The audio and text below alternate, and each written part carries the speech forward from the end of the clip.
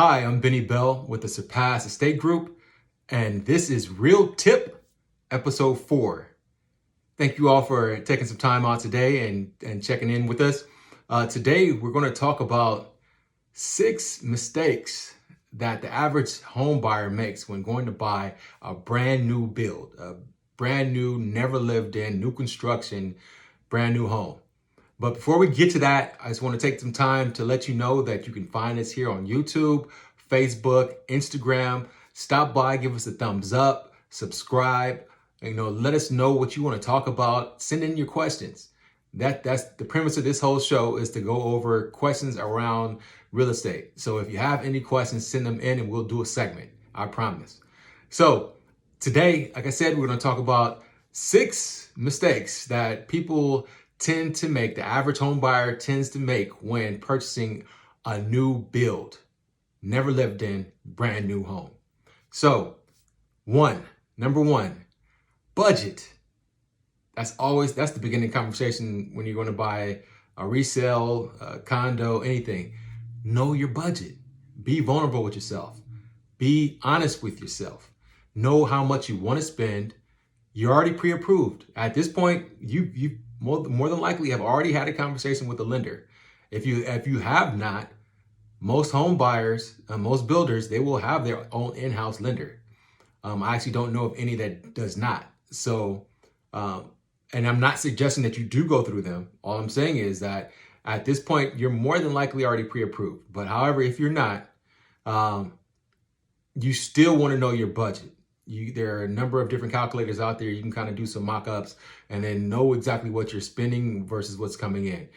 And the reason why is because when you get into that office and you walk around to these new model homes and you see all these new shiny upgrades and options, and they could just check a box off and put this in. It's just so easy to check these boxes off. However, all that is doing is adding up, and it adds up fast. So stay within your budget. And the best way to do that is by knowing your budget up front. Be honest with yourself. The average home buyer, they tend to spend about 10% of the purchase price in upgrades and options. So we're going to get to that a little later about what options and upgrades you should be looking to get into your new home. So number 2 is research the builder. Know who you're getting, know what kind of product you're buying.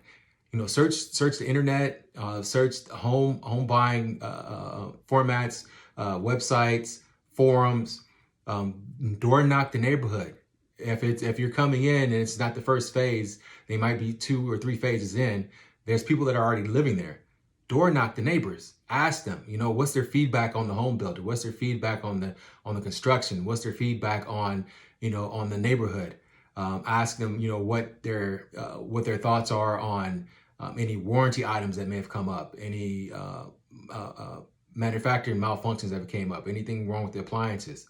So that's going to be, the most accessible. Well, I wouldn't say the most, because obviously you can search online, but however, they're right there. They're in the midst. They're already living in the property. They've already experienced that particular phase of properties that you are now interested in buying. So door knock and ask the neighbors. Get their feedback. So research the builder.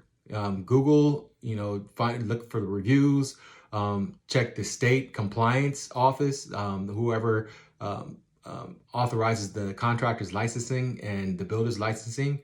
Reach out to their websites to find out if there's any complaints, any negative reviews that are put in on that particular builder. So number 3 is choose the upgrades and options wisely. Now, there are, like I said, a lot of shiny options out there, a lot of shiny upgrades. However, you want to make sure that you are picking the ones that are going to add more value to your property. So, keeping in mind that your particular style obviously may not be the style of everyone else out there, especially if you're going to be selling this home in 6-7 years. If this is going to be your forever home, you might not, you might just want to go ahead and get the property exactly how you want it. However, if this is not going to be your forever home and you got to think about reselling that property, you want to make sure that you're picking the options and the upgrades that are going to add most value. So with that is, an additional bedroom, maybe an additional office, That's very attractive in today's market now because of COVID, and it's allowing, thousands of home buyers now to be able to, or homeowners to be able to work from home. So now, having that extra space, that home office is a lot more attractive in today's market. So picking that option, maybe an extra bedroom, extra bathroom, picking the upgraded tile in the kitchen and bathroom. So those are things that keep in mind to upgrade before you get into, a lot more of the shiny, more personal upgrades. Then 4, avoid changing your mind. Now, there's nothing wrong with changing your mind up front, during the blueprint phase, because you just type on the computer, change your mind, change the format of things. It's easy to do. After you've already signed off on the blueprint and now construction has started, now they're hammering nails in and cutting wood and putting things up according to that original blueprint, and you come in to change your mind now you're going to have fees involved. And also it's going to push the time of your build out. So make sure that you're doing your changes up front during the blueprint phase and not afterwards. This will save you money and time. Put everything in writing. Make sure everything that you discussed with that builder, that lender, or that realtor that you may be going through, if you're not going with your own realtor, and we'll get to that in a second.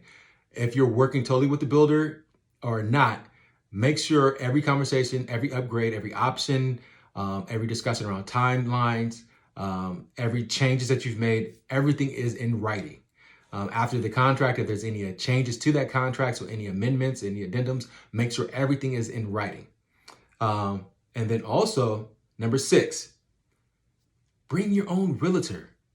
Understand the importance of having a buyer's realtor, a realtor that is in your corner, a realtor that's looking out for your best interest, a realtor that is fiduciarily responsible to make sure that you are getting the best deal possible and that your wishes and goals come up front in front of everyone's. If you go into that office without a realtor, you're being thrown into the lion's den because everybody in that office is working against you for the best interest of the builder. So keep in mind that that buyer's agent is there to protect you, is there to negotiate the best deal for you, and is there to get you into the property for as cheap as possible. I've been successful in negotiating upwards of $100,000 in upgrades for previous clients who've bought new builds. So your local realtor, your local professional realtor may know some ins and outs about that particular builder. They may know of what phases that they're in, and they may have some homes that are left over from the previous phase that they're looking to just offload. So it is of value to have your own realtor, and make sure that you go the very first time with that realtor, because the buyer, if the realtor is not there with you on the first trip, more than likely that builder is not going to negotiate with that realtor. They're not going to discuss anything with that realtor, and they're not going to pay that realtor.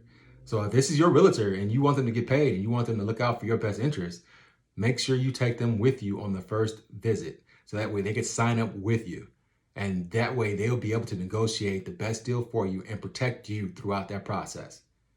If you have any questions, anything about real estate that you want to discuss, give me a call, give our team a call. This is Real Tip. We'll see you next week with another topic. And don't forget to send your topics in so we can go ahead and build a show around that. Give it a thumbs up, hit subscribe. Everyone take care.